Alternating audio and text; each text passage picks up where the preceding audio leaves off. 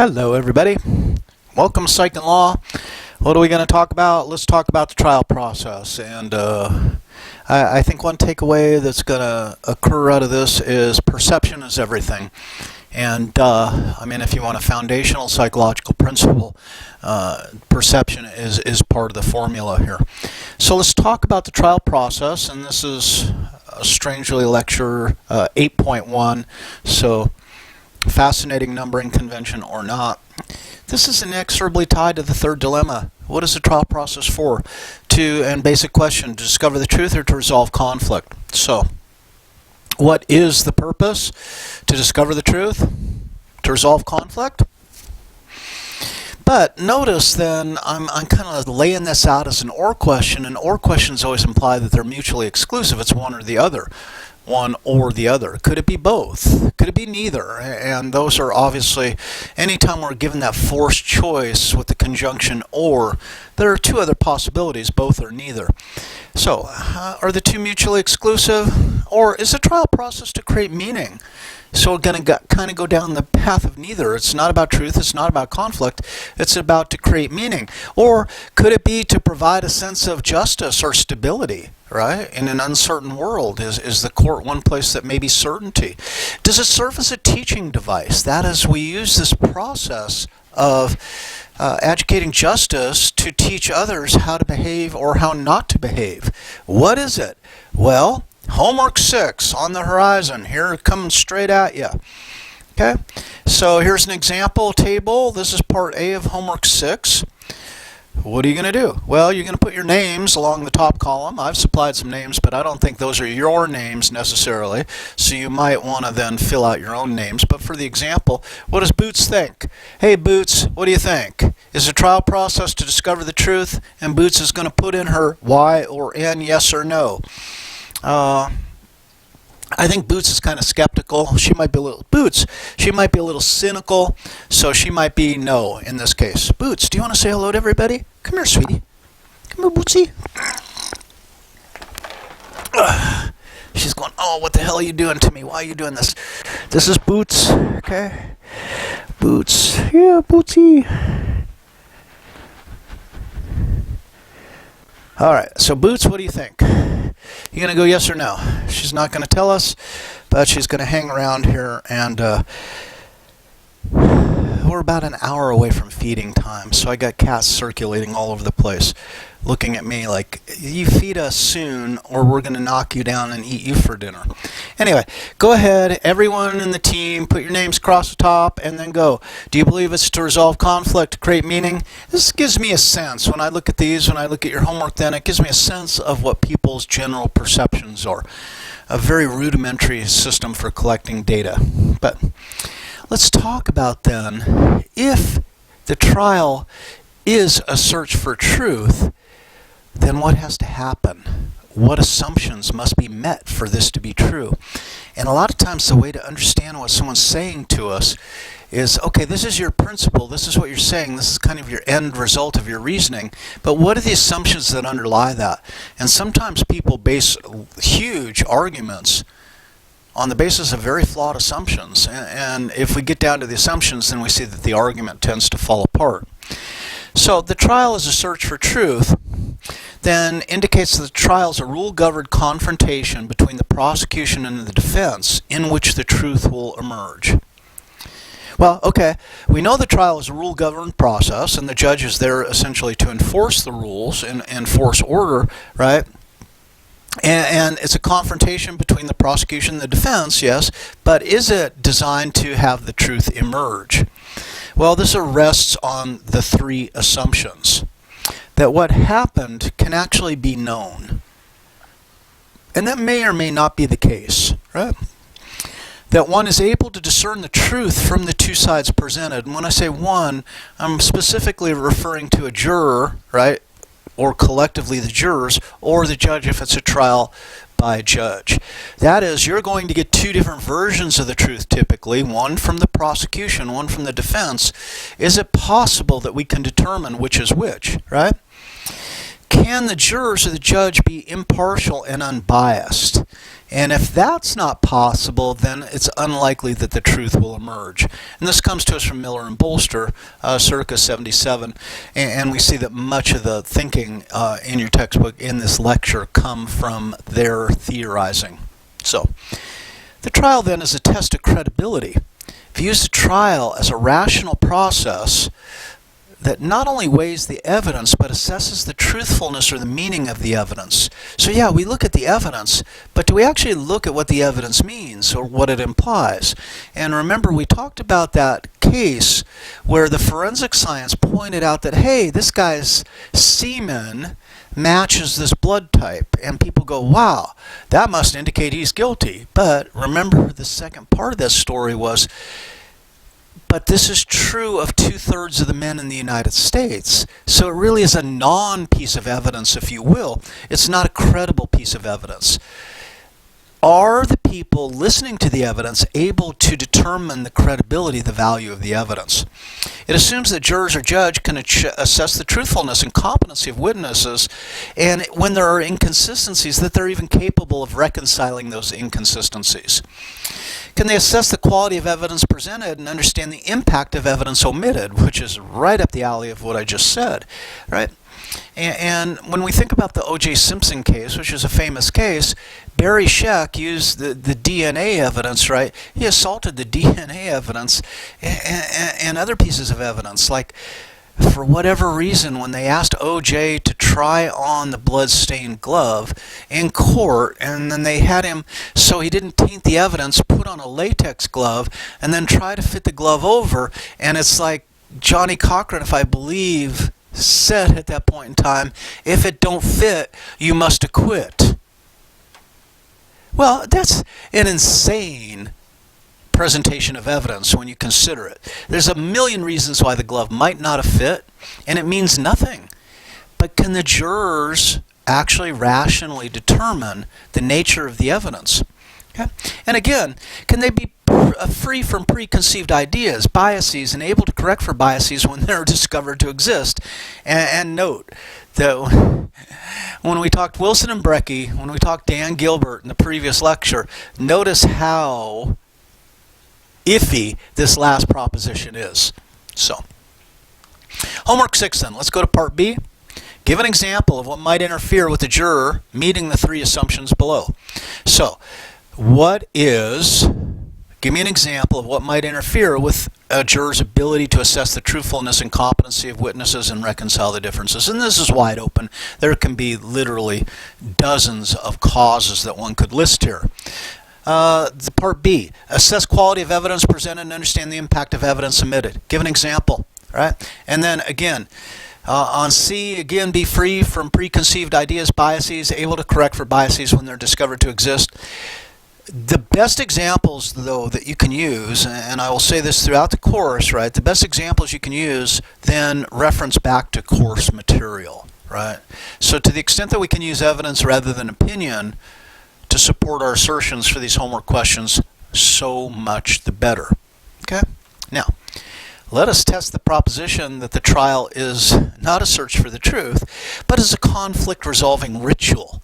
Right? It's a ritual that we engage in, and then we agree to engage in this ritual, we agree to abide by the ritual rules, and we agree to abide by the ritual outcome. Right?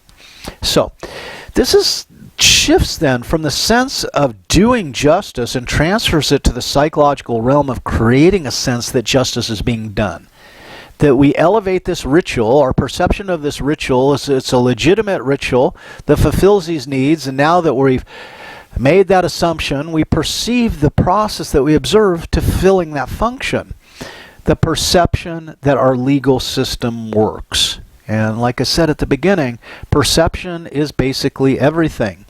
It provides a sense of stability and reduces uncertainty. And you know, those who subscribe to a just world strongly, they say, well, bad things happen to bad people and good things happen to good people, and it all comes out in the wash. Or how many of you ever evoke the very strange concept of karma? Well, karma will get them in the end. And of course, for those of you who you know are deep into the meaning of karma, you know the fallacy in that statement. Karma is something we create for ourselves, right? So, but the credibility aspect of this, the conflict resolving ritual, will fail. The perception of that will fail if the trial is seen as unfair. So to the extent that we can label a given trial unfair, then it all starts to unravel and it all starts to fall apart, right? But again, this goes down to perception. Now, the appellate process is one test of fairness, procedural fairness within the trial. So the appellate process to protect the rights of those who might have been unjustly, unfairly convicted, right? Now, rarely are appeals used because people didn't like the verdict. I don't like the verdict, so I want an appeal. That ain't going to fly. When you ask for an appeal, right, you're looking for a decision to be overturned because there was a procedural error. So appeals are almost invariably based on some demonstrable procedural error, right? So especially challenging, especially evidence that should have not been allowed, and that's ever changing. You can think the first dilemma, but and of course the fourth dilemma, if evidence was obtained without a search warrant, but we allowed the evidence, but we find out that the evidence should not have been allowed, then I might ask for an appeal on the basis of this piece of evidence was unlawfully allowed into the trial, right? But that's a procedural issue. It's not arguing guilt or not guilt in the end. It's the perception of fairness, then, that's intimately linked to the appellate process. Did I not get a fair trial? Was there shenanigans with the witnesses? Was there a relationship between a juror and a district attorney? So there's ultimately many issues like this. Penelope, leave that stuff alone. Cats and cords, man. I'll tell you. So, fairness. Let's talk about fairness. And also, there's a bigger question here. Let's suppose that, unfortunately, you're now sitting in the defendant's chair. You get a choice. Do you want to choose a trial by judge or do you want to choose a trial by jury?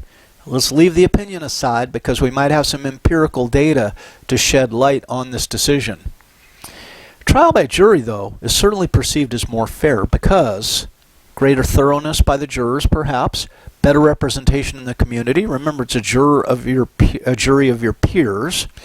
But that's kind of a misnomer, and when we talk about jury decision-making and jury selection, we'll kind of debunk that idea. Fewer personal biases. That is, a judge carries their personal bias, and that might affect their decision. Do jurors possess fewer personal biases? And you've got to say, well, I don't know. Good question.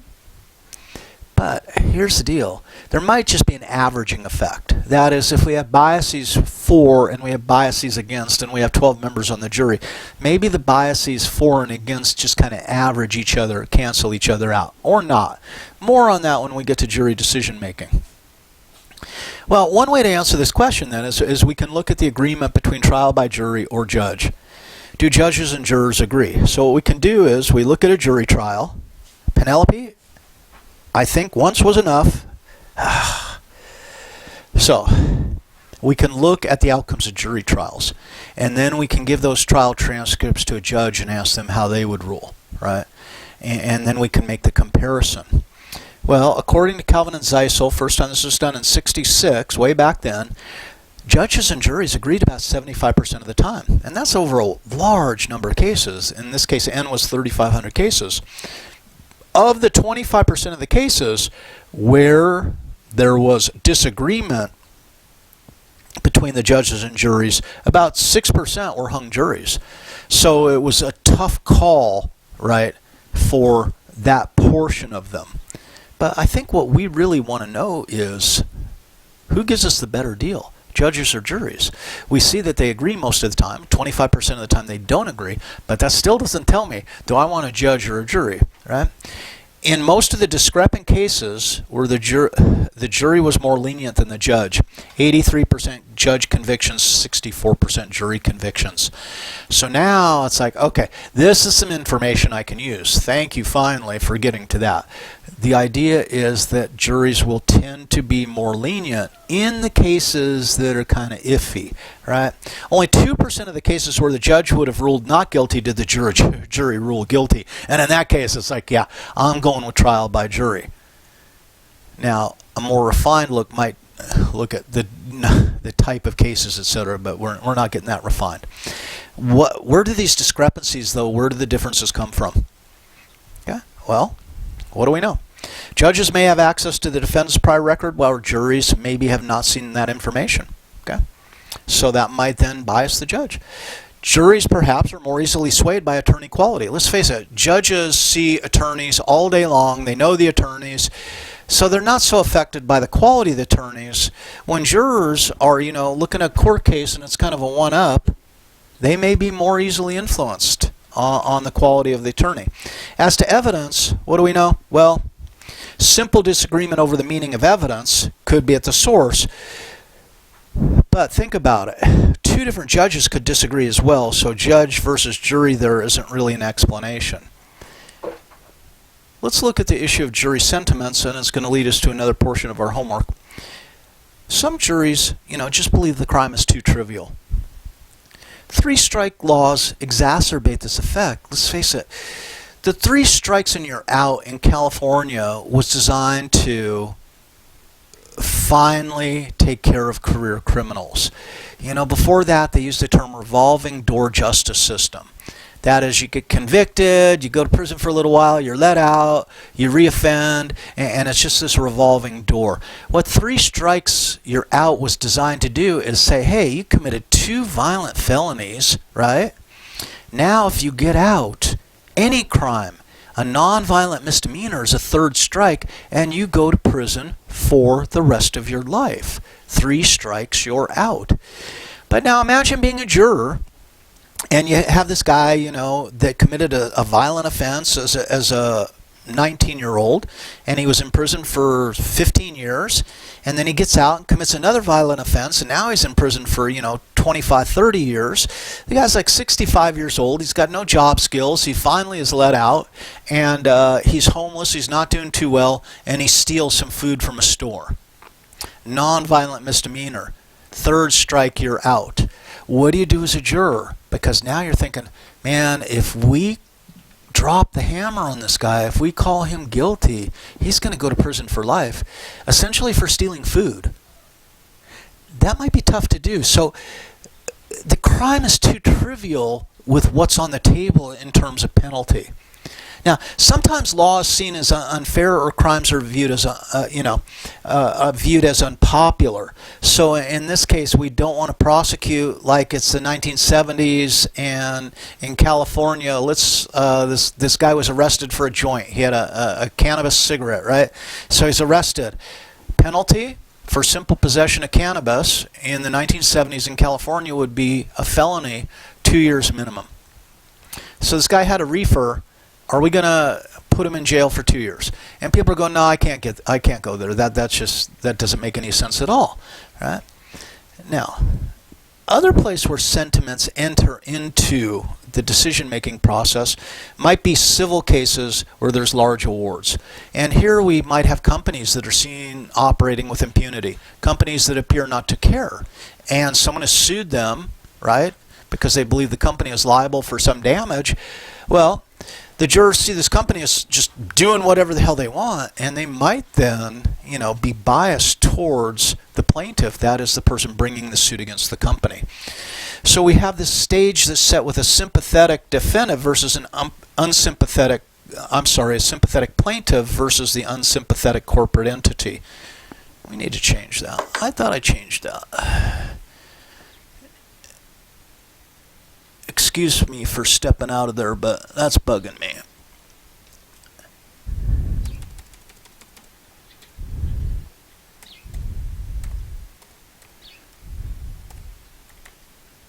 There we go. It is that simple. All right. And so it goes. Okay, so we got that corrected. Question though, are judges free from sentiments? Do they exist only in jurors? And probably not, right? So, homework 6, part 3. Concerning sentiments. This is part 3C, right? Let's make it real. We need an example of each below. Crime is too trivial. Please give an example of a crime that might be perceived as too trivial. In general, this is number 2, how do the 3 strikes laws exacerbate the effect of perceived triviality? So answer that. Give an example of a law that may be perceived as unfair or unpopular. Right? Now 4, concerning civil cases and large awards, give an example of a company that's seen as operating with impunity. And what psychological mechanism is likely to be activated when a juror perceives a plaintiff as sympathetic and the corporate defendant as perceived as unsympathetic? That's where I successfully changed it. All right, so that be part C. Right? Now, replication of Calvin and Zeitzel, 1966, and I want to say a little bit about the power of replication. That is, when you have a study, but then later on in time, you essentially conduct the same study and it replicates, what you're doing is saying, wow, this is a robust effect if different researchers at different times find the same outcomes, find the same effect. So Hans and Vidmar, when they do this in 91, the agreement was found to be about 70%, and remember it was about 75% in the Calvin and Zeitzel, so that's a nice replication. Jurors were again found to be more lenient, so that's a second replication of the study. We're on some solid ground with that, right? Now, what we find though, as time goes on, research has to talk less about what happened and more about why it happened. To just replicate it over and over again, this is what happens, this is what happens, this is what happens, doesn't contribute anything new to our understanding. What contributes to our understanding, though, is looking at the psychological mechanisms that underlie it. One key finding was that juries have a higher threshold to convict than judges. That is, juries need more evidence before they'll say guilty than judges do. And that is the mechanism then that operates. And we've done a little bit about this in our laboratory. That is, we manipulate the amount of evidence and see when it crosses the threshold for people to become more punitive. It's also very similar to the work that Pete Ditto did at University of California, Irvine on motivated reasoning, or especially in that case motivated skepticism. So part 4, let's consider the studies in the lecture on jury sentiments. Calvin and Zeitzel, please summarize the findings. 2, what does it mean to us that the latter study successfully replicates the first study? General statement of the power and value of replication is what I'm looking for here. Hans and Vidmar had one key finding that's super explanatory in terms of psychological mechanisms that explain the observation. What was it? Right? I think this is a relatively straightforward and simple homework assignment. Maybe we all deserve a break, right? I think we're approaching, actually we're probably approaching our lame-ass version of spring break this semester, right? Spring break, split into 2 days here, 2 days there, go figure. Now, let's talk a little bit about civil trial awards. Juries, legal professionals demonstrate relatively close agreement on award amounts, on average. Certainly exceptions, but on average. Juries show greater variability, though, on reward amounts. Judges are more consistent. Juries demonstrate more variability, but the averages are pretty much the same. Consider why that might be. Well, juries are just as good as legal professionals, right? Or legal professionals fall prey to the same biases, mistakes, irrationalities that the untrained jurors do. I mean, both are possibilities, right? They might both occur, and there might be other possibilities lurking out there as well. So, let's close this out. I got just a couple more here. Let's talk about this judge, booted from flipping a coin to decide. So, our judge here, a judge who ordered a woman to drop her pants and decided a custody dispute by flipping a coin, was removed from the bench by Virginia Supreme Court on Friday. The decision against Juvenile and Domestic Relations Court Judge James Michael Scholl of Gate City was unanimous. And now it gets to the perception thing, right? So, unless our citizens can trust that judges will fairly resolve the disputes brought before our courts and treat all litigants with dignity, our courts lose the public's respect and confidence on which our justice system depends. And this is why the Supreme Court Justice, Judge Barbara Milano Keenan writes, according to the court, Scholl admitted tossing a coin to determine which parent should have visitation with a child on Christmas. Scholl said he was trying to encourage the parents to decide the issue themselves, but acknowledged he was wrong. But you can imagine a judge's frustration. He's trying to get the parents to work this out. They refuse to work it out and finally says, screw it, I'm going to flip a coin. But notice how that's going to erode. Is this how now we make judicial decisions, is by a coin toss? Are we admitting now that the justice system is devolving into the realm of random decisions? Right? Now, the pants dropping incidents were even more egregious, and let's get to that one in case we piqued anyone's interest. The court said they occurred when a woman was seeking a protective order against a partner who she said stabbed her in the leg. Scholl knew the woman had a history of mental problems and insisted on seeing the wound, not taking her word for it. The woman dropped her pants once to display the wound, then dropped them a second time after Scholl left the bench for a closer look to determine if the woman had received stitches as the result of her stabbing. A court bailiff testified before the commission investigating Scholl, right? He asked Scholl, did you see what that lady had on? According to the bailiff, Scholl replied, yeah, black lacy thing. It looked good, didn't it? All right. Here we're not treating someone before the bench with perhaps the dignity and or respect that people should be entitled to. And this is going to be an issue, right?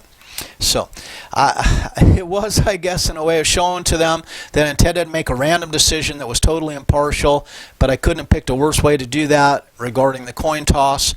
And then the Supreme Court agreed. Tossing a coin to decide a case suggests that courts do not decide cases on their merits, but subject litigants to games of chance in serious matters without regard to evidence or application of the law. And this was, again, by Justice Keenan, who penned the opinion on behalf of the court and insisted upon Scholl's removal. So, think about it. What is a court system for?